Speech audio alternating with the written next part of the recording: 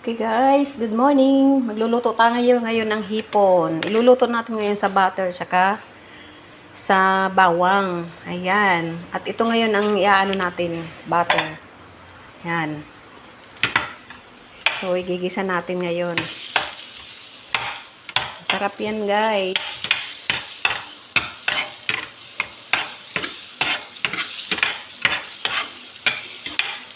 Din guys, lalagay natin itong bawang.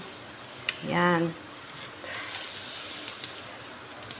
Ganun yun lang guys. Simpleng luto.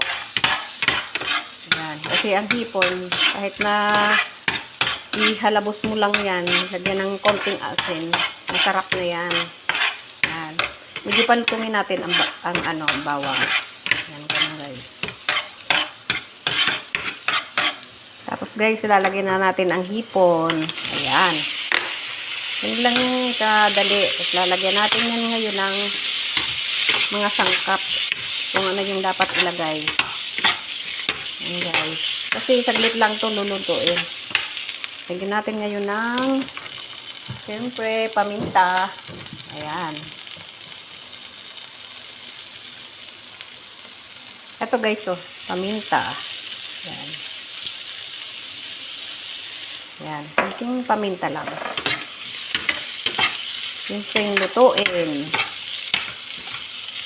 Ayan. Actually, hindi naman ako kumakain ito. Yung busin ko lang ang kakain yan. Hindi naman ako mahilig sa ganyan. At lalagyan natin ng konting iodine salt. Para may ano naman, may anong konti. Ayan. Lalagyan natin ng garlic powder. Ayan, oh.